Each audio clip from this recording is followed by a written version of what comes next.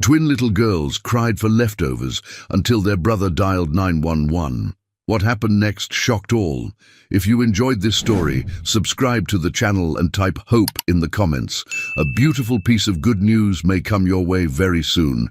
And don't forget to tell us where you're watching from. The old wooden floor creaked under Tyler's bare feet as he tiptoed toward the kitchen, careful not to wake his 4 little sisters sleeping on the thin mattress they all shared. At 8 years old, Tyler had learned to be the man of the house, even though he barely understood what that meant. His blonde hair was messy from another restless night, and his stomach growled so loudly he was sure it would wake everyone up. Sarah Williams sat at the small kitchen table surrounded by a mountain of unpaid bills and rejection letters. At 28, she looked older than her years, with dark circles under her eyes and hands that shook from exhaustion. The letter from social services lay open in front of her. Their food assistance had been terminated due to new regulations. The last of their cereal had been finished yesterday, and the refrigerator held nothing but condiment packets from fast food restaurants. "Mama?" Tyler's small voice broke the morning silence. "Are Mia, Zoe, Chloe, and Ava gonna eat today?" Sarah quickly wiped her tears and forced a smile. "Of course, sweetheart, Mama's just figuring things out." But even Tyler could see through her brave facade.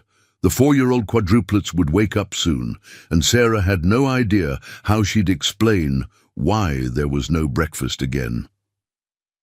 Tyler climbed onto the chair next to his mother, his young mind processing the gravity of their situation, in a way that no child should have to.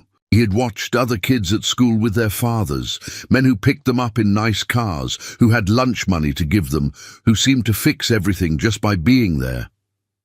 Tyler had never met his father, but he had always imagined that somewhere out there his dad was looking for him too. "Mama, why don't we call my daddy?" Tyler asked innocently. "Maybe he can help us." Sarah's heart shattered into a million pieces. She had never told Tyler the truth about Marcus Thompson, the successful businessman who had no idea he had a son. Their brief relationship 8 years ago had ended before Sarah even knew she was pregnant, and she'd been too proud to reach out when she discovered Tyler was coming. "Baby, it's complicated," Sarah whispered, pulling Tyler closer. "Your daddy, he doesn't know about us." Tyler's young mind couldn't understand why his father wouldn't know about them. In his innocent world, daddies were supposed to be there when families needed help. As Sarah went to take a shower, hoping the water would wash away her tears, Tyler made a decision that would change everything. He remembered the bright red emergency phone number on the refrigerator that his mother had taught him for real emergencies. Tyler was certain this qualified. His baby sisters were hungry, his mama was crying, and they needed help. With the pure logic of an 8-year-old, he picked up the old phone and dialed 911. 911, what's your emergency? Officer Williams answered professionally. "Hi," Tyler said in his small, polite voice. "This isn't like a fire or anything, but can you tell my daddy that me and my sisters are really hungry? Mama's trying really hard, but we don't have any food. And I think Daddy would want to know." Officer Williams paused, his heart immediately going out to the young voice on the line. "Sweetheart, what's your name?" "Tyler Williams. I'm 8 years old, and I live on Maple Street with my mama Sarah and my 4 little sisters. They're only 4, and they're really little, so they need to eat every day. I just thought maybe if Daddy knew, he could help Mama." Tyler: "Honey, do you know your daddy's name or how to reach him?" "No, sir," Tyler replied sadly. "Mama says he doesn't know about us, but his name is Marcus something, and Mama said he has an important job. Maybe you know him?" Officer Williams was sitting in his patrol car outside Thompson Industries headquarters, having just finished a community safety meeting with several local business leaders. Next to him in the passenger seat sat Marcus Thompson himself, the 42-year-old CEO who had stayed behind to discuss increased security measures for the downtown area. Marcus, who had been reviewing documents on his tablet, looked up when he heard Officer Williams' side of the conversation becoming unusually emotional. "Marcus, something with an important job," Officer Williams repeated slowly, his eyes meeting Marcus's. The successful businessman had built his empire from nothing, known throughout the city for his sharp business acumen, and unfortunately, his reputation for brief relationships in his younger years. Marcus felt his blood run cold. "What did you say the child's name was?" "Tyler Williams," the officer replied. 8 years old. Says his mother is Sarah Williams. The color drained from Marcus's face as memories came flooding back. Sarah Williams, the kind, beautiful woman he had dated 8 years ago during one of the most stressful periods of his life. She had been working as a waitress while studying nursing, and their relationship had been intense but brief. He had been so focused on his expanding business that he had let her slip away without ever looking back. "Officer Williams," Marcus said quietly, I think that might be my son."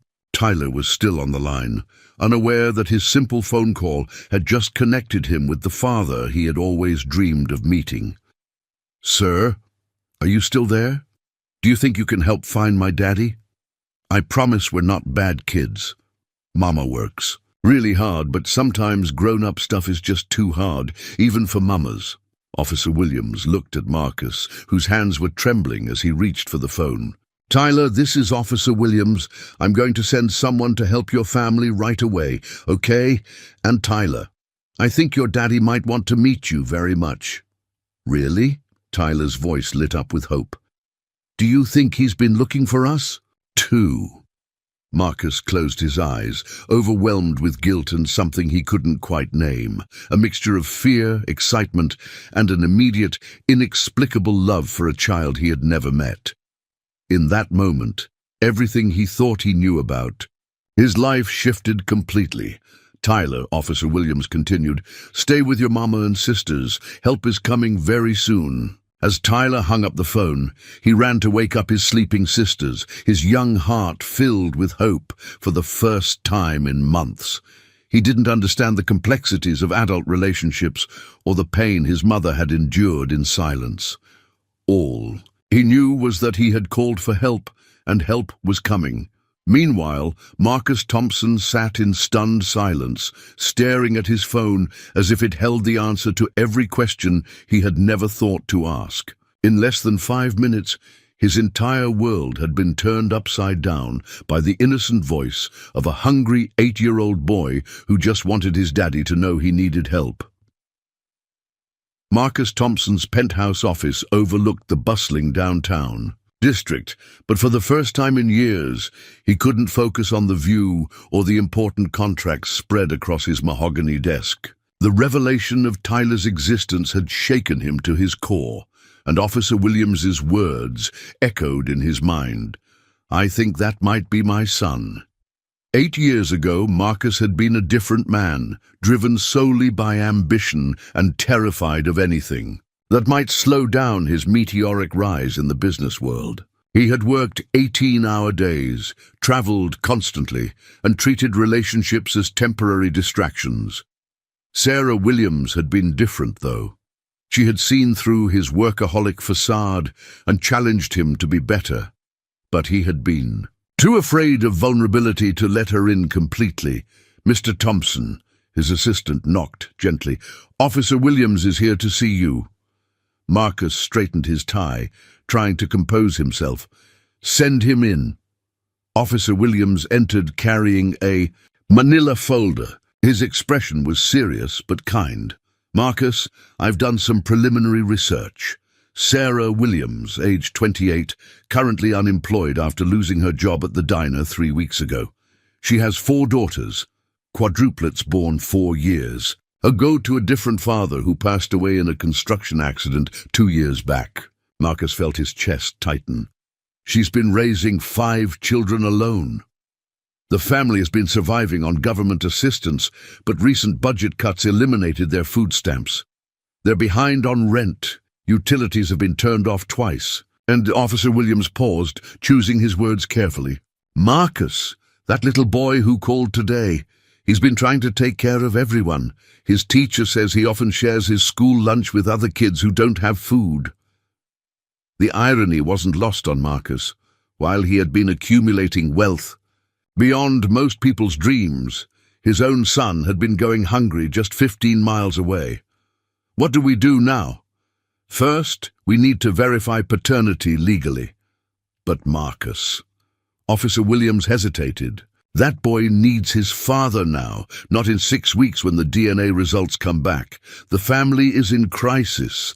Marcus was already reaching for his car keys. Take me to them. Meanwhile, in the small 2-bedroom apartment on Maple Street, Sarah had returned from her shower to find Tyler practically bouncing with excitement while trying to explain to his 4 sleepy sisters that help was coming. "Tyler, honey, what are you talking about?" Sarah asked, immediately sensing something had happened. "Mama, I called 911 and told them about Daddy," Tyler announced proudly. "The policeman said Daddy wants to meet us and help is coming." Sarah felt the world tilt beneath her feet. "Tyler, what exactly did you say?" "I told them Daddy's name is Marcus something, and that he has an important job, and that we're hungry, and that maybe Daddy would want to help if he knew about us." Tyler was beaming, completely unaware of the bombshell he had just dropped. Sarah sank into a chair, her heart racing. She had spent 8 years protecting Tyler from the truth about his father, and now her 8-year-old son had potentially just opened a door she had never intended to unlock. Marcus Thompson wasn't just any businessman. He was one of the most powerful men in the city, and Sarah had always assumed he wouldn't want anything to do with the complications of an unplanned child. The quadruplets, Mia, Zoe, Chloe, and Ava, were now fully awake and clustering around their big brother, sensing the excitement, even if they didn't understand it. The 4-year-olds had learned not to ask for food in the mornings, but their small faces lit up when Tyler whispered that breakfast might be coming soon. "Mama, are you okay?" Tyler asked, noticing the tears streaming down Sarah's face. "I did." "Good, right? I found Daddy." Before Sarah could answer, there was a knock at the door. Through the peephole, she could see Officer Williams standing next to a tall man in an expensive suit. Even 8 years later, she would recognize Marcus Thompson anywhere. Sarah's hands shook as she smoothed her worn clothes and tried to fix her hair. She had imagined this moment 1,000 times, but never like this. Never when she was at her lowest point. Never when her children were hungry. Never when she looked like she had given up on life. "Tyler," she whispered urgently, "I need you to take your sisters to the bedroom and play quietly, okay?" "But Mama, Daddy's here," Tyler protested. "Please, sweetheart, just give Mama a few minutes to talk to the grown-ups first." Tyler reluctantly gathered his sisters, but not before peeking through the curtains. "Mama, is that really my Daddy? He looks important, just like I thought." Sarah took a deep breath and opened the door. Marcus Thompson stood before her, and, for a moment, neither of them spoke. He looked exactly as she remembered, tall, confident, with kind eyes that had always been his most attractive feature. But now those eyes held something she had never seen before: vulnerability. "Hello, Sarah," Marcus said softly. "Marcus," she replied, her voice barely audible. Officer Williams stepped forward diplomatically. "Mrs. Williams, Mr. Thompson would like to speak with you about Tyler's phone call this morning." Sarah invited them in, acutely aware of the apartment's shabby condition. The second-hand furniture, the stack of unpaid bills on the counter, the obvious absence of food in the kitchen. Marcus's presence seemed to make everything look even more desperate than it actually was. "Sarah," Marcus began, his voice thick with emotion, "why didn't you tell me?" The question she had dreaded for 8 years hung in the air between them. Sarah looked toward the bedroom where she could hear Tyler trying to keep his sisters entertained, and she made a decision that had been 8 years in the making. "Because I was 20 years old, Marcus. Because you made it very clear that your business came first, and I didn't want to be the complication that derailed your dreams." Her voice was steady despite her tears. Because I was proud and scared, and I thought I could handle everything on my own.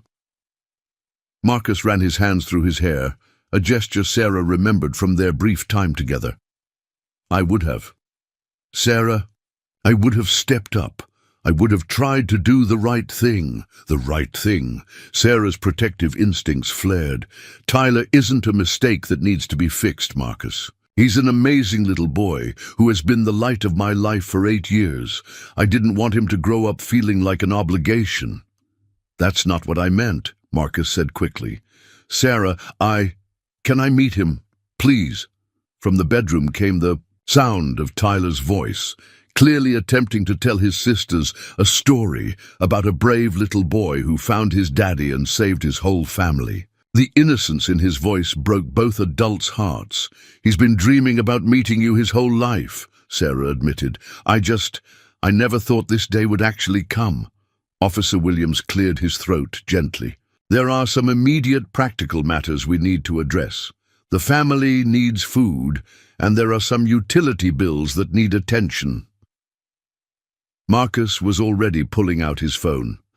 Consider it handled. He looked at Sarah with an expression she couldn't quite read. But I want more than that. I want to be part of his life. I want to get to know my son. Sarah studied his face, looking for any sign that this was just guilty conscience or temporary emotion. What she saw instead was a man who appeared to be experiencing the same mixture of terror and wonder that she had felt the day Tyler was born. Tyler, she called softly toward the bedroom. Can you come here for a minute? The bedroom door burst open, and Tyler emerged with his sisters trailing behind him like ducklings. His bright blue eyes, so much like Marcus's, went immediately to his father. Are you my daddy? Tyler asked with the directness that only children possess. Marcus knelt down to Tyler's eye level, his voice catching in his throat. I think I might be. Would that be okay with you? Tyler studied Marcus's face seriously, then broke into the biggest smile Sarah had seen from him in months. I knew you'd be tall, and I knew you'd have kind eyes, just like me. In that moment, as Marcus looked into the face of the son he never knew existed, he realized that everything he thought mattered in his life had just been rearranged by an 8-year-old. Boy's courage to pick up a phone and ask for help. Tyler bounced on his toes with excitement as Marcus knelt before him, studying every detail of his father's face as if memorizing it. The 4-year-old quadruplets hung back shyly, unsure of this new development, but sensing the importance of the moment. Daddy, are you really rich like Mama said? Tyler asked with the blunt curiosity of childhood. Because we're really good at sharing, and Mia, Zoe, Chloe, and Ava are really little, so they eat really small portions. Marcus felt his heart break and mend simultaneously. Tyler, you don't need to worry about sharing anymore. There's going to be plenty of food for everyone. Tyler's face lit up. Can we have pancakes? The girls have never had real pancakes, only the ones Mama makes with water when we don't have milk. Sarah closed her eyes, embarrassed by how their poverty was being laid bare, but Marcus reached out and gently touched her arm. Sarah, why don't we all go get some breakfast? There's a family restaurant downtown that makes the best pancakes. In the city, we can't, Sarah said quietly. We don't have. You're not paying, Marcus said firmly. I'm buying breakfast for my family. The word family hung in the air like a promise. Tyler immediately began trying to convince his sisters to come meet their new family member, while Sarah struggled with the surreal nature of the situation. Officer Williams, who had been quietly observing the reunion, stepped forward. I'll leave you folks to get acquainted. Marcus, my card is here if you need anything else. As the officer left, Marcus turned his attention to the quadruplets who were peeking out from behind Sarah's legs. Tyler took charge of introductions with the confidence of a seasoned big brother. Daddy, this is Mia. She's the one who always shares her toys. And this is Zoe. She's really good at singing. Chloe likes to draw pictures. And Ava always takes care of everyone when they're sad. Tyler beamed with pride. "They're not your daughters, but they're my sisters, so they're part of our family too, right?" Marcus looked down at the four little girls with their wide, curious eyes and felt an immediate protective instinct. "Absolutely. Anyone who's important to you is important to me." The drive to the restaurant was surreal for Sarah. 8 years of struggling alone, and now she sat in the passenger seat of Marcus's luxury SUV while Tyler chatted excitedly about everything he had always wanted to tell his father. The quadruplets sat in the back, still somewhat overwhelmed, but warming up to Marcus as he patiently answered Tyler's endless stream of questions. "Daddy, do you have a big house? Do you have a swimming pool? Have you ever been on an airplane? Do you know how to fix broken things? Mama's really good at fixing things, but the heater is too broken even for Mama to fix." Each innocent question was like a dagger to Marcus's conscience. While he had been building his empire, his son had been learning to accept broken heaters and empty refrigerators as normal parts of life. At the restaurant, Marcus watched in amazement as Tyler carefully cut his pancakes into small pieces to share with his sisters. Even though each girl had received her own full plate, the 8-year-old had been conditioned to ensure everyone else ate first, a responsibility no child should have to carry. "Tyler," Marcus said gently, "you don't have to share your food. Everyone has their own breakfast." Tyler looked confused. "But what if they're still hungry after theirs is gone?" "Then we'll order more," Marcus replied, his voice thick with emotion. "There's always more." Sarah watched the interaction with tears in her eyes. Tyler was having trouble comprehending abundance after years of scarcity, and she could see Marcus beginning to understand the depth of what their son had endured. "Mama," 4-year-old Mia whispered loudly, "can we keep him?" The table erupted in laughter, breaking some of the tension. Marcus smiled at the little girl who had claimed him as part of her family with the simple acceptance that only children possess. "Actually," Marcus said, looking around the table at his unexpected family, "I was hoping you might let me keep all of you." Tyler's eyes widened. "Really? You want to keep us? Forever?" "If your mama says it's okay," Marcus replied, looking at Sarah with an expression that held 8 years' worth of regret and a future full of possibilities. Sarah felt the weight of the decision she was about to make. Tyler had grown up without his father, but he had also grown up without the complications that Marcus's lifestyle might bring. She had to consider not just her son's immediate needs, but his long-term well-being. "Tyler," she said carefully, "getting to know Daddy is going to take time. It's not like in the movies where everything becomes perfect right away." Tyler nodded seriously. "I know, Mama. But maybe Daddy can come visit us sometimes? And maybe help us fix the heater before winter comes?" Marcus made a mental note to have the heater fixed before the day was over. "Tyler, what if we did more than just visits? What if we found you and your mama and sisters a nice house where everything works and where Daddy can come see you every day?" Tyler's fork clattered to his plate. "Every day? You mean like a real daddy?" "Exactly like a real daddy," Marcus confirmed. Sarah felt simultaneously grateful and terrified. The practical part of her knew that Marcus's help could transform their lives, but the protective part of her worried about what would happen if he lost interest or decided that sudden fatherhood was too complicated. "Marcus," she said quietly, "this is a lot to process. Yesterday, Tyler didn't even know if his father was alive, and now he has a father who's going to spend the rest of his life making up for lost time," Marcus finished. He looked directly into Sarah's eyes.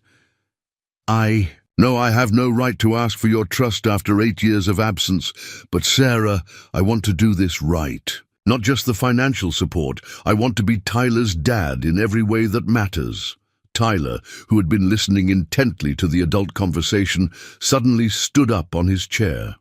"Excuse me, everybody in the restaurant," he announced loudly. "I found my daddy." The other patrons turned to look at their table, many smiling at the boy's pure joy. Marcus felt his chest swell with pride and love for this brave, generous little boy who had changed his entire world with one phone call. As they finished breakfast, Marcus made a series of phone calls that would immediately address the family's most pressing needs. A grocery delivery service would stock Sarah's kitchen within hours. The utility companies would restore services that afternoon. A heating repair company would fix the furnace before evening. But more importantly, Marcus found himself making plans that extended far beyond emergency assistance. He was already envisioning family dinners, soccer games, school events, and all the ordinary moments of fatherhood that he had never imagined wanting. The 8-year-old boy who had simply wanted to tell his daddy that his family was hungry had unknowingly reunited a father and son who needed each other more than either of them had realized. But their story was just beginning, and the challenges ahead would test whether love could truly overcome 8 years of separation and the complexities of building a family from scratch. 3 weeks had passed since that life-changing phone call, and Marcus Thompson found himself living a double life he never could have imagined. By day, he ran board meetings and negotiated million-dollar deals. By evening, he was learning to braid 4-year-old hair and helping Tyler with 3rd grade math homework. The transformation hadn't been seamless. Marcus had immediately moved Sarah and the children into a beautiful 4-bedroom house in a safe neighborhood, complete with a backyard where the girls could play. He had enrolled them in the best schools, stocked the pantry with more food than they had seen in years, and hired a part-time nanny to help Sarah adjust to their new circumstances. But money, Marcus was learning, couldn't solve every problem.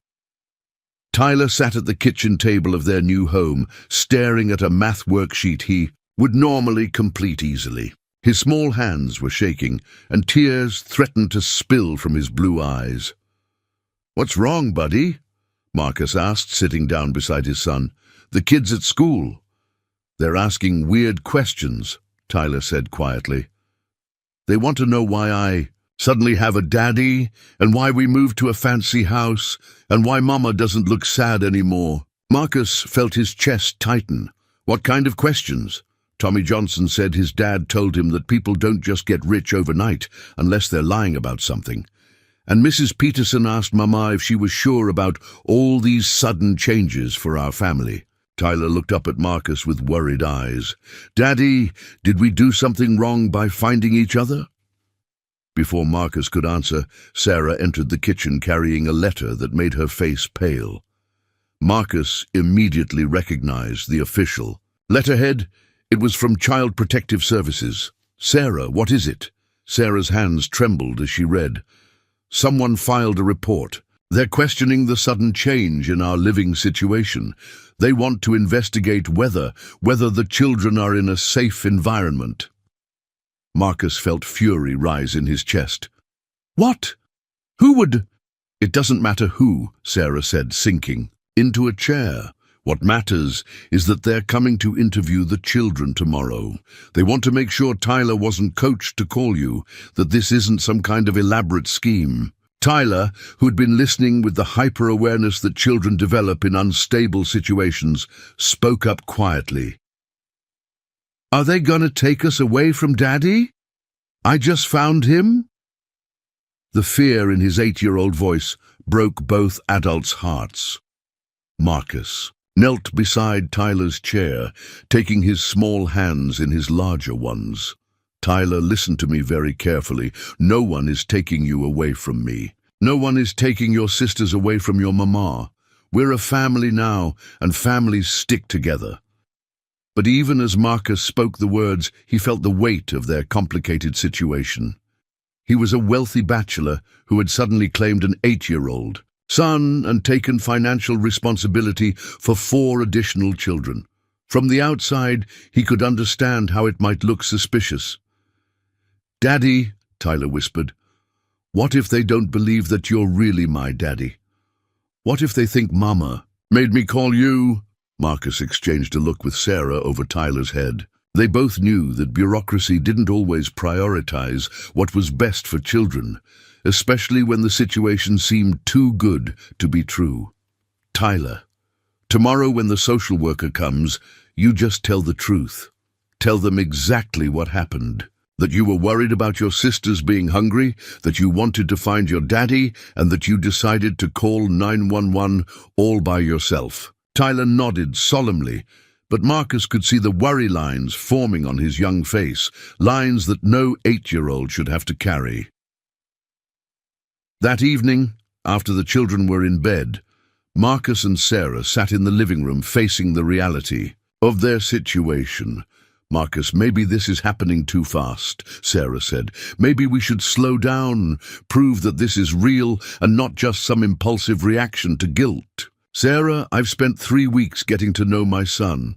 I've watched him teach his sisters how to tie their shoes. I've seen him share his dessert, even when there's plenty for everyone. I've listened to him read bedtime stories with more patience than most adults possess. That little boy has been the father figure in this family for years, and now that he finally has an actual father, someone wants to tear us apart?" Sarah could hear the passion in Marcus's voice, but she also heard something. The tone of a man who was used to getting his way and wasn't accustomed to having his decisions questioned. "This isn't a business deal you can just push through, Marcus. These are children's lives. Tyler has attached himself to you completely. If this doesn't work out, if you decide that family life is too complicated, he'll be devastated." Marcus stood up, pacing to the window where he could see the swing set he had installed for the girls. "Are you saying you don't trust me, after everything we've built these past 3 weeks? I'm saying that Tyler called 911 because he believed his daddy would save his family. But what happens when he realizes that daddies can't fix everything? What happens when normal family problems arise and you can't just throw money at them?" Their conversation was interrupted by a small voice from the stairway. "Mama! Daddy! Are you fighting?" Tyler stood on the stairs in his pajamas, clutching the stuffed dinosaur Marcus had bought him on their second day together. Behind him, 4 little faces peered through the stair railings. The quadruplets had learned to wake up when voices were raised, a survival skill from their previous life. "No, sweetheart," Sarah said quickly. "Daddy and Mama are just talking about grown-up stuff." Tyler came down the stairs slowly, his expression serious. "Are you worried about the lady who's coming tomorrow?" Marcus knelt down as Tyler approached. "A little bit. Are you?" Tyler nodded. "But Daddy, I've been thinking. Remember when I called 911 and everything seemed impossible, but then you found us anyway?" "Yes. Maybe tomorrow will be like that too. Maybe the lady will see that we're happy now, and she'll understand that families can happen in different ways." Marcus felt his heart swell with pride and love for this remarkable child who somehow maintained optimism despite everything he had endured. "Tyler, how did you get so wise? Mama taught me that when things seem really scary, you just tell the truth and hope that good people are listening." Sarah felt tears spring to her eyes. Tyler was quoting something she had told him during their darkest days, when she had been trying to convince herself as much as him that everything would work out. "Tyler," Marcus said, "tomorrow when the social worker comes, I want you to remember something. You saved our family when you made that phone call. You brought us all together, no matter what anyone says. That was brave and smart and exactly the right thing to do." Tyler smiled, but then his expression grew thoughtful again. "Daddy, can I ask you something? Always. When the lady asks me if I'm happy, can I tell her about the pancakes?" Marcus looked confused. "The pancakes? The first time we had breakfast together, you said there would always be more food if we were still hungry, and there has been, every single day." Tyler's voice grew stronger.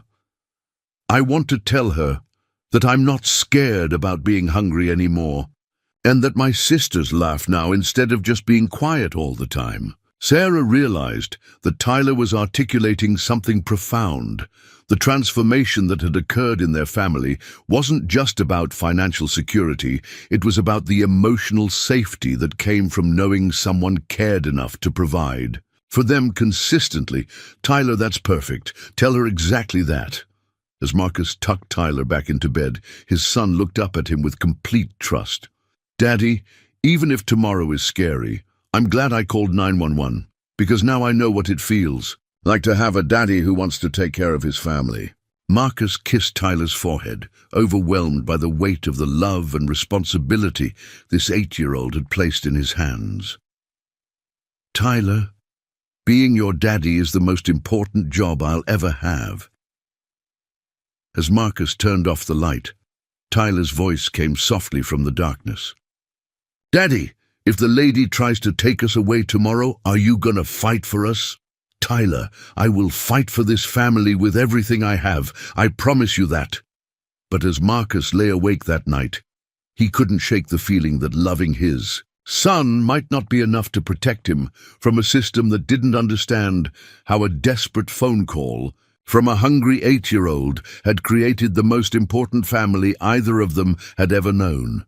The next morning would bring their biggest test yet, proving to strangers that love could indeed happen instantly, and that Tyler's courage to reach out for help had created something real and worth protecting. The social worker arrived precisely at 9 o'clock, carrying a clipboard and wearing an expression that suggested she had seen every kind of family dysfunction imaginable. Mrs. Patricia Hendricks was a woman in her 50s with kind eyes, but a no-nonsense demeanor that made both Marcus and Sarah nervous. "Mr. Thompson, Mrs. Williams," she greeted them professionally. "I'm here to conduct a routine investigation based on a report filed regarding the welfare of the children in this home." Tyler, who had been watching from the living room window, immediately came to stand beside Marcus.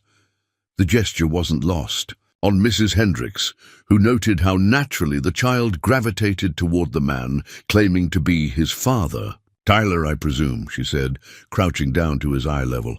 "I'm Mrs. Hendricks. I'd like to talk to you about your family, if that's okay." Tyler nodded solemnly. "Yes, ma'am. My mama taught me to always be polite to grown-ups and tell the truth." Mrs. Hendricks smiled slightly. "Your mama sounds very wise. Can you tell me about the phone call you made a few weeks ago?" Tyler's face lit up with enthusiasm. "Oh, that's when I found my daddy. See, my sisters were really hungry, and Mama was trying really hard. But sometimes grown-up problems are too big even for mamas. So I remembered that 911 is for emergencies, and I thought not having food was an emergency. So you called 911 all by yourself? No one told you to make that call?" "No, ma'am. Mama was in the shower and my sisters were still sleeping. I just thought that if my daddy knew we needed help, he would want to help us, because that's what daddies do, right?" Mrs. Hendricks was clearly moved by Tyler's innocence, but she maintained her professional demeanor. "And what happened after? You called. The policeman was really nice and he said he thought he could find my daddy. And then Daddy came to our old house and he looked exactly like I thought he would, tall and kind, with eyes like mine." "Tyler, has anyone ever told you what to say about your daddy? Has anyone coached you about this story?" Tyler looked confused. "Coached? Like for soccer?" "No, ma'am. This isn't a story. This is what really happened. Want me to show you the picture I drew?" Without waiting for an answer, Tyler ran to get his artwork. Mrs. Hendricks turned to Marcus. "And Sarah, I need to speak with each of you separately, and then with the other children." Marcus went first, answering questions about his sudden discovery of fatherhood, his financial arrangements for the family, and his long-term intentions. Mrs. Hendricks was thorough but not unkind. "Mr. Thompson, I have to ask, this is a significant lifestyle change for you. How do we know this isn't a temporary burst of guilt that will fade when the novelty wears off?" Marcus had been dreading this question, but he answered honestly. Mrs. Hendricks, 3 weeks ago I thought success meant closing big deals and accumulating wealth. Now I know that success means Tyler running to me when he gets home from school and helping 4 little girls learn to trust that there will always be food on the table. I can't prove to you that this feeling won't change, but I can tell you that every day I love these children more, not less. And your relationship with Mrs. Williams? Sarah and I are learning to co-parent. We're not rushing into anything romantic. Our focus is on providing stability for the children. Sarah is an amazing mother, and I respect her completely. Mrs. Hendricks made notes, then interviewed Sarah, asking about her concerns, her assessment of Marcus's commitment, and the children's adjustment to their new circumstances. The children have flourished, Sarah admitted. Tyler was carrying responsibilities that no 8-year-old should have to handle. Now he's playing like a normal kid. The girls were always quiet and careful. Now they laugh and make noise like children should. Are you concerned about Mr. Thompson's motivations? Sarah hesitated. Initially, yes. But Mrs. Hendricks, I've watched Marcus with Tyler. I've seen him learn to braid hair and help with homework and read bedtime stories. I've seen him get up in the middle of the night when one of the girls has a nightmare. Even though they're not biologically his children, this isn't guilt or obligation. This is love. When Mrs. Hendricks interviewed the quadruplets, their answers were equally telling. 4-year-old Mia announced that Tyler's daddy fixed our heater and makes sure we have snacks. Zoe sang a little song about their new house with the pretty garden. Chloe showed her drawings of their family, now including a tall figure she identified as Tyler's daddy, who takes care of all of us. And Ava simply stated, he gives good hugs and he doesn't go away. But it was Tyler's final interview that proved most revealing. Tyler, are you happy in this home? Mrs. Hendricks asked. Yes, ma'am, but not just because of the nice house or the food or the toys. Then why? Tyler thought carefully before answering. Because for my whole life, I had to take care of everyone. I had to make sure my sisters weren't too hungry, and that Mama wasn't too sad, and that everyone was okay. But now, Daddy takes care of all of us, and I can just be a kid. What does just being a kid mean to you? It means I can play without worrying that something bad will happen while I'm not paying attention. It means I can go to sleep without listening to make sure everyone is breathing okay. It means I can ask Daddy for help with my homework instead of trying to figure everything out by myself. Mrs. Hendricks felt her professional composure slip slightly. Tyler, you sound like you were taking care of everyone before your daddy came. Yes, ma'am. Mama needed help, and I was the biggest kid, so it was my job. But now Daddy and Mama take care of everything together, and I can just be Tyler. And how do you feel about your daddy? Tyler's face transformed with pure joy. Mrs. Hendricks, do you know what it feels like when you've been looking for something your whole life, and then you finally find it? That's how I feel about Daddy. Like I was missing a piece of myself, and now I'm complete. As the interview concluded, Mrs. Hendricks found herself in an unusual position. The report that had triggered her visit suggested a suspicious situation. A wealthy man suddenly claiming paternity and moving a struggling family into luxury. But what she had observed was a genuine family dynamic that had formed organically around a child's desperate need for help. Mr. Thompson, Mrs. Williams, she said, gathering her materials, I've been doing this job for 15 years, and I've seen every kind of family situation imaginable.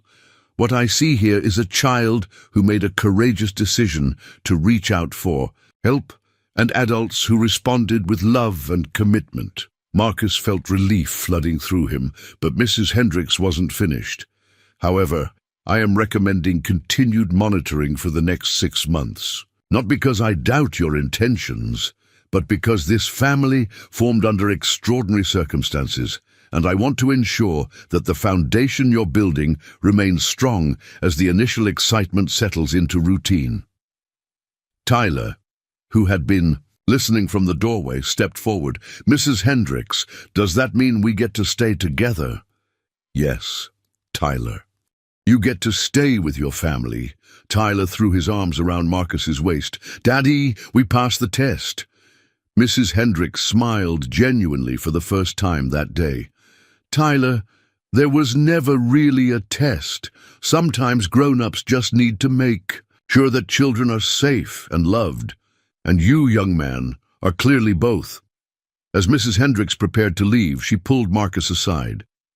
"Mr. Thompson, that boy saved your family when he made that phone call, but you saved it too when you chose to embrace the responsibility. Don't take that lightly." "I won't," Marcus promised. "Mrs. Hendricks, Tyler thinks he found his daddy when he called 911, but the truth is, I found my purpose." That evening, as the family celebrated with Tyler's favorite dinner of spaghetti and meatballs, Marcus realized that the investigation had actually strengthened their bonds. They had been forced to articulate what they meant to each other, to defend their love to a skeptical world, and in doing so, they had proven to themselves that what they had built was real and worth fighting for. Tyler, who had been unusually quiet during dinner, finally spoke up. "Daddy, can I tell you something?" "Always, son." "Today, when Mrs. Hendricks asked me if I was happy, I realized something. I used to pray every night that someday I would find my daddy, but I think maybe God was just waiting for me to be brave enough to pick up the phone and ask for help." Marcus felt tears spring to his eyes. "Tyler, you're the bravest person I know." "Nah," Tyler said with 8-year-old wisdom. "I think sometimes being brave is just loving people enough to ask for help when they need it." As Marcus tucked Tyler into bed that night, his son looked up at him with complete trust. "Daddy, are we going to be okay now?" "Tyler, we're going to be more than okay. We're going to be a family." But neither of them knew that their biggest challenge was still ahead, and that Tyler's simple act of courage was about to inspire something that would change many more lives than just their own. 2 years later, Marcus stood before a room full of business executives, but this presentation was unlike any he had ever given. Instead of profit margins and quarterly reports, he was talking about something far more important. "Gentlemen and ladies," Marcus began, 2 years ago, I received a phone call that changed my life. An 8-year-old boy named Tyler called 911 because his family was hungry, and he asked the operator to tell Daddy that we need help." The room was completely silent as Marcus continued.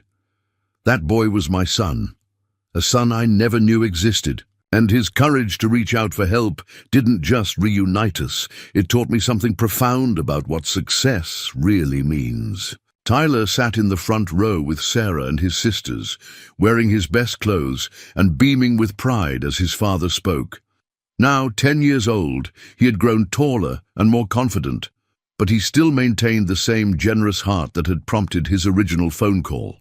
Marcus had insisted that his family be present for this announcement, even though Tyler didn't fully understand the magnitude of what was about to happen.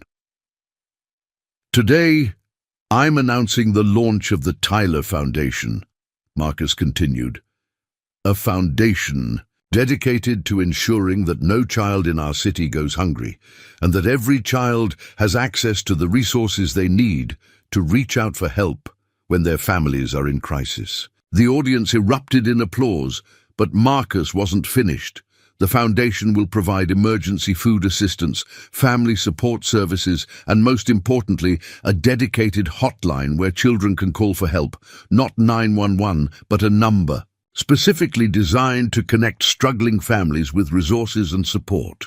Tyler's eyes grew wide as he began to understand. "Daddy, you named it after me?" Marcus stepped away from the podium and knelt beside his son. "Tyler, when you called 911, you saved our family. Now we're going to help save other families too." But the biggest surprise was yet to come. Marcus returned to the podium and signaled to his assistant, who wheeled in a large covered display. The Tyler Foundation's first initiative will be the construction of a community center right here in downtown, featuring a food bank, family counseling services, after-school programs, and a safe space where children can come when they need help. Marcus pulled away the covering to reveal an architectural model. "The Tyler Center for Family Support," Tyler gasped, staring at the model that showed a beautiful building with his name prominently displayed. That's really named after me. Tyler, you taught me that sometimes the smallest voices carry the most important messages. This center will make sure those voices are always heard. Sarah wiped tears from her eyes as she watched her son process the magnitude of what was happening. Tyler had gone from a hungry child calling 911 to having a building named in his honor, but Tyler's response was characteristically selfless. "Daddy, does this mean other kids won't have to be scared about being hungry anymore?" "That's exactly what it means, son." Tyler stood up, his 10-year-old voice carrying clearly through the large room. "Can I say something?" Marcus nodded, and Tyler approached the microphone, which had to be lowered for him to reach. "Hi, everyone," Tyler began nervously. "I'm Tyler, and this is my family.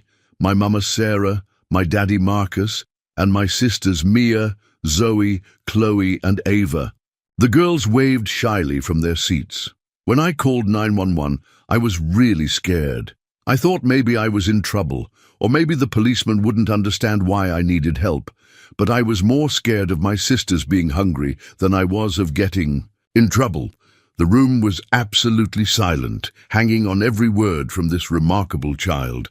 "I want to tell all the kids out there that it's okay to ask for help. It's okay to tell grown-ups when something is wrong, and if you're brave enough to ask for help, there are people who want to help you." Tyler paused, looking at Marcus with pure love. "I found my daddy because I was brave enough to ask for help, and now maybe other kids can find help too."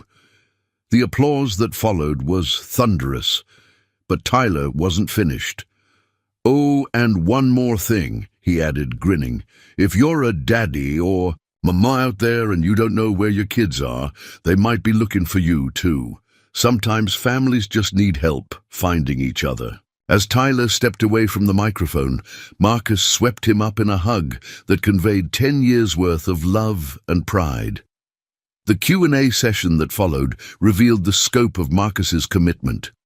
The Tyler Foundation would be funded with $50 million from his personal fortune, with Marcus pledging to match every dollar donated by others. The community center had already broken ground and was scheduled to open within the next year, and the emergency hotline had been operating successfully for 18 months.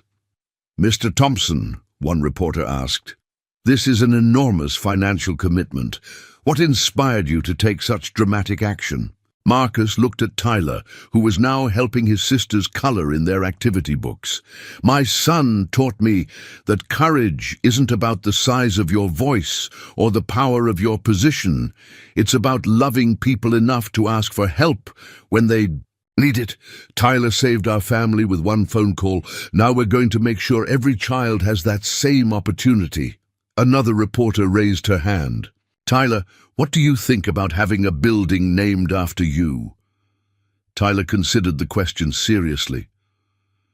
"I think it's really cool, but I hope kids won't just remember my name. I hope they'll remember that they can be brave too, and that asking for help isn't scary. It's smart." As the press conference concluded, the family was approached by Officer Williams, who had become a close family friend over the past 2 years.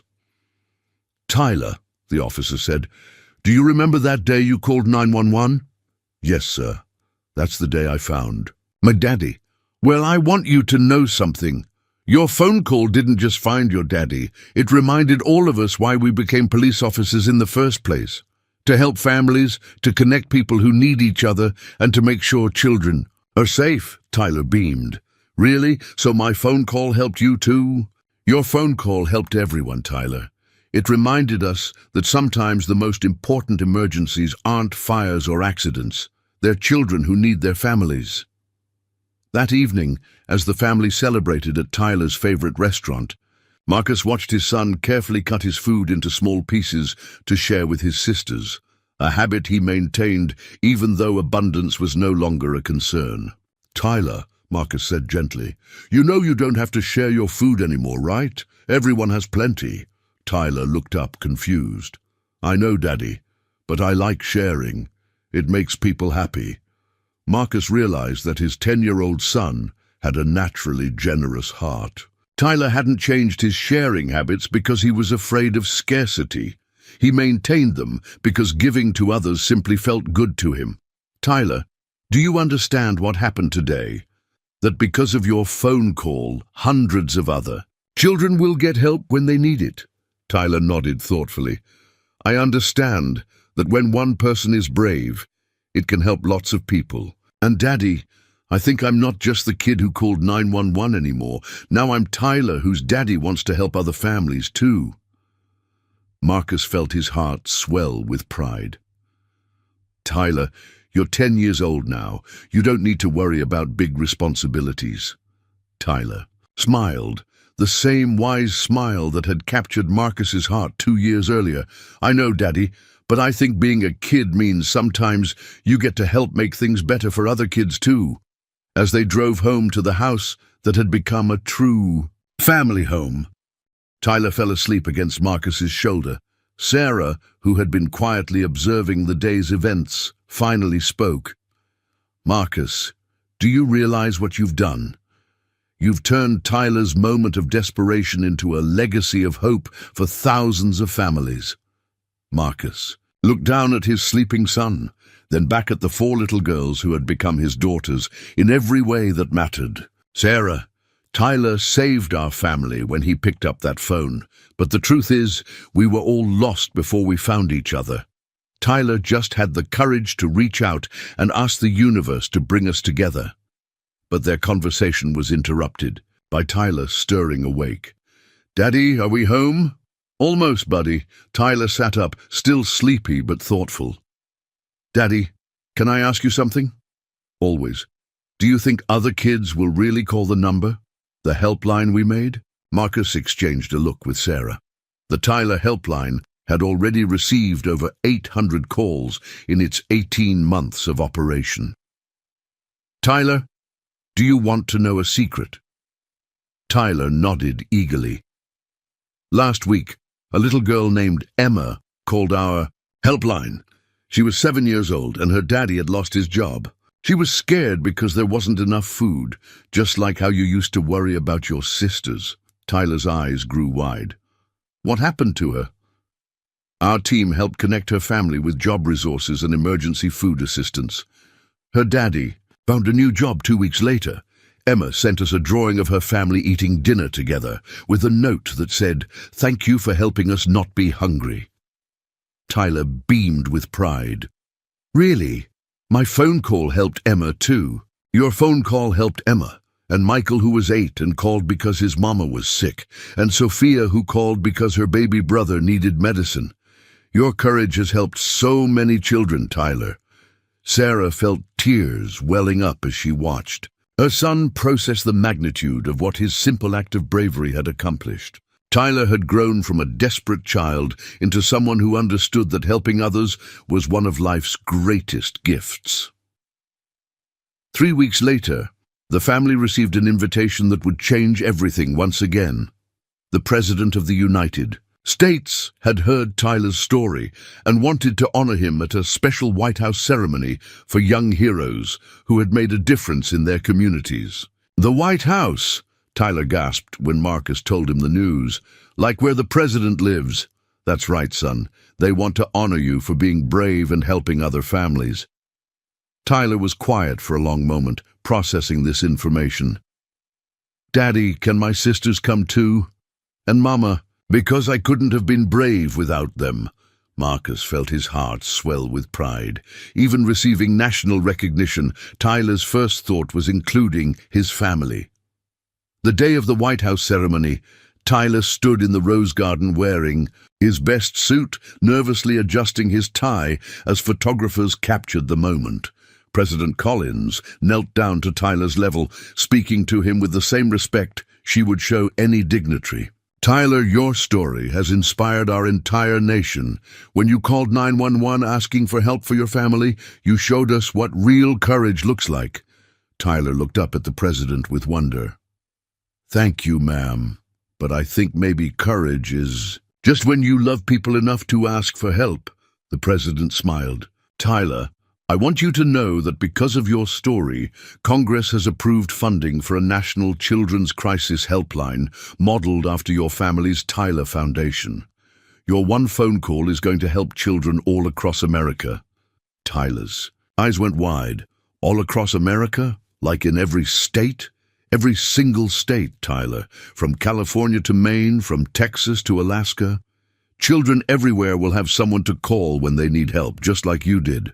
As the ceremony concluded and the family prepared to return home, Tyler pulled Marcus aside. Daddy, I'm really happy about helping kids everywhere, but can I tell you what makes me the most happy? What's that, son?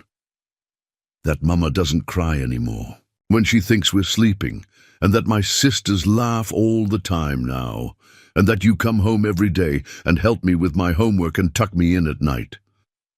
Tyler paused, his young face serious. I think maybe the best part about calling 911 wasn't finding you, Daddy. It was making our whole family happy. Marcus knelt down and pulled Tyler into a hug that conveyed 2 years' worth of love and gratitude. Tyler, you didn't just save our family, you taught us all what it means to love unconditionally. 6 months after the White House ceremony, Tyler celebrated his 10th birthday with a party that included not just his family, but dozens of children whose families had been helped by the Tyler Foundation. Emma, the 7-year-old who had called. The helpline had become Tyler's pen pal. Michael, the 8-year-old whose mother had been sick, sent Tyler a video of his mama dancing at his school performance. Daddy, Tyler said, as they watched the children play in their backyard, I used to think that calling 911 was the biggest thing I'd ever do. But now I think maybe the biggest thing is just being part of a family that helps other families. Sarah, who had been watching from the kitchen window, joined Marcus on the patio. Over the past 2 years, their relationship had evolved from co-parents to something deeper, a partnership built on mutual respect and shared commitment to their children. Marcus, she said quietly, do you ever wonder what would have happened if Tyler hadn't been brave enough to make that call? Marcus considered the question as he watched Tyler teaching the younger children how to play his favorite game. I think about it sometimes. But then I remember what Tyler told me once, that maybe God was just waiting for him to be brave enough to ask for help. Do you really believe that? I believe that Tyler's courage changed all of our lives in ways we never could have imagined. I was a successful businessman, but I wasn't really living until I became Tyler's father. As the party wound down and the last guests departed, the family gathered in the living room for Tyler's traditional birthday story time. For the past 2 years, Tyler had asked Marcus to tell the story of the day Daddy found us, and each year, the story grew richer with new details and deeper understanding. Once upon a time, Marcus began, there was a very brave little boy who loved his family so much that he was willing to pick up the phone and ask for help even though he was scared. Tyler, now 10 but still small enough to curl up against his father's side, interrupted as he always did. Tell about how the policeman was friends with you, Daddy. Ah, yes, and by a miracle that can only happen when love is involved. The policeman, who answered the phone, happened to be talking to the little boy's daddy at that exact moment. The quadruplets, now 6 years old and more articulate, chimed in with their favorite parts of the story. Mia loved hearing about the first breakfast with pancakes. Zoe always asked about the songs they sang in the car. Chloe wanted to hear about Tyler's drawings. And Ava invariably asked about the hugs. As Marcus concluded the story, Tyler looked up at him with the same trusting expression he had worn that first day in the restaurant.